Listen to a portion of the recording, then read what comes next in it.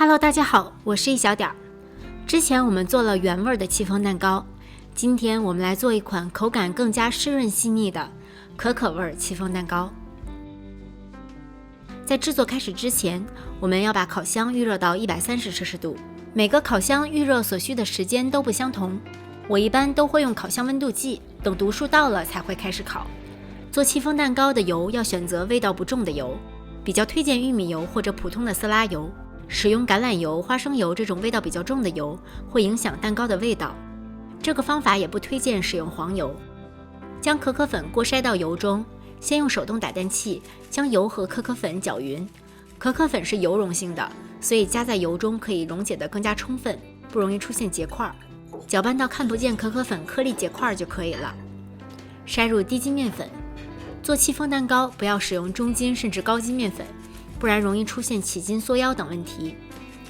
面粉遇到水才会产生面筋，我们现在碗里只有油，所以不用担心会起筋，怎么搅拌都可以。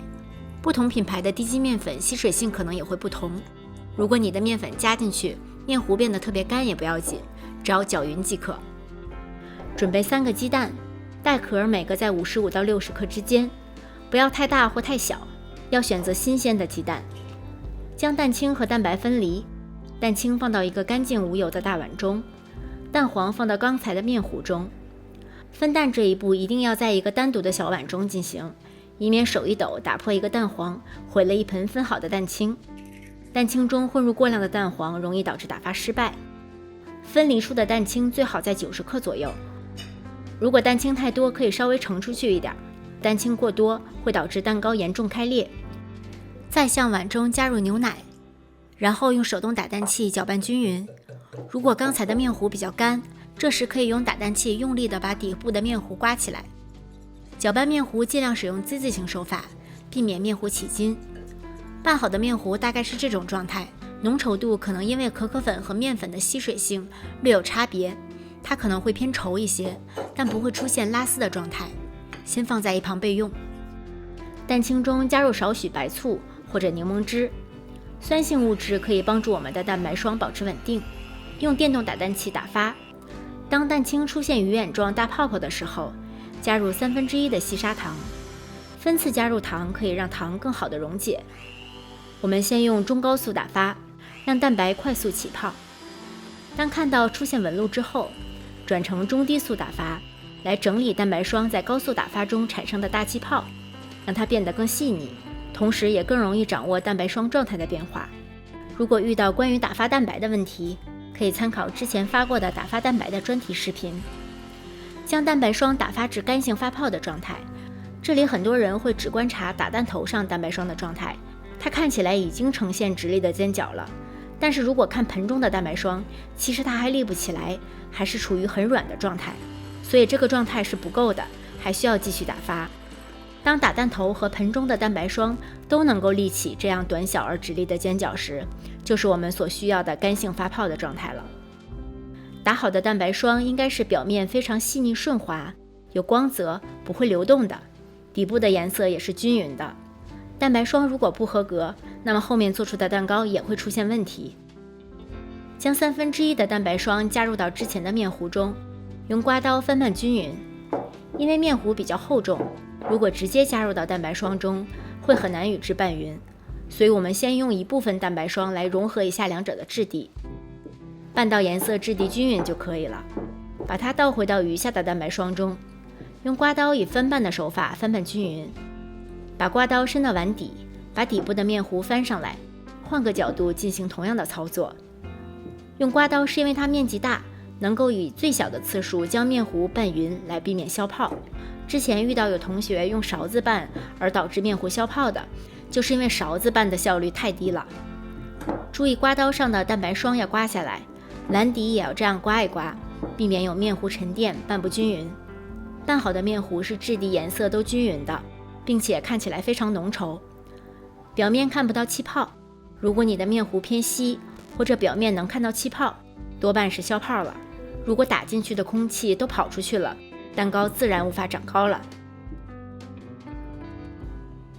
这个配方是6寸的，我们要用戚风专用的铝制阳极活底模具，不能使用不粘模具，也不能在侧面或底部垫纸，也不能涂油，否则戚风蛋糕将会出现塌腰、回缩、长不高等问题。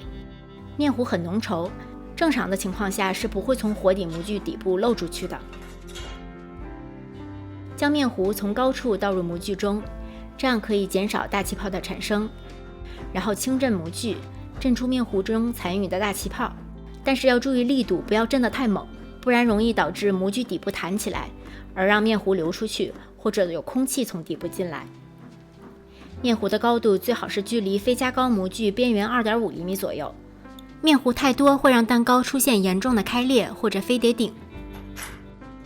将蛋糕放在预热好的烤箱中，具体层数根据烤箱实际状况来调节，只要让模具处于烤箱中央位置，稍稍偏下就可以了。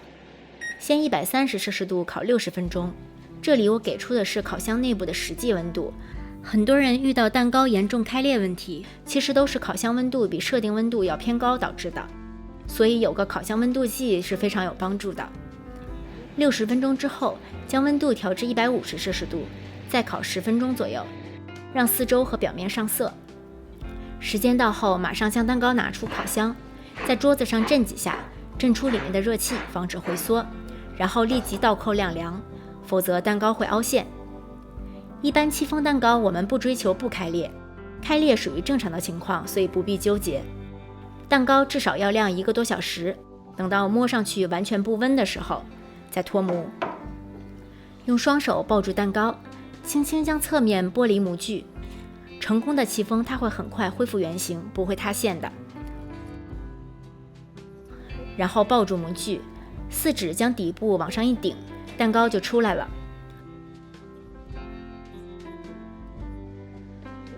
模具里面会有粘的蛋糕屑，这是正常的。底部的模具转圈轻轻一点点剥离就可以了。这样我们的蛋糕就成功脱模了。徒手脱模的蛋糕表面不会有那么多的蛋糕屑。这款可可戚风的制作步骤和之前原味的略有不同，这次我用的是粉油法，先把粉类和油混匀，再加入蛋黄和牛奶，能够更好的让可可粉和面粉融入面糊，避免出现结块的情况。这款蛋糕是比较偏湿润的，刚切开摸上去是稍微有点湿的感觉。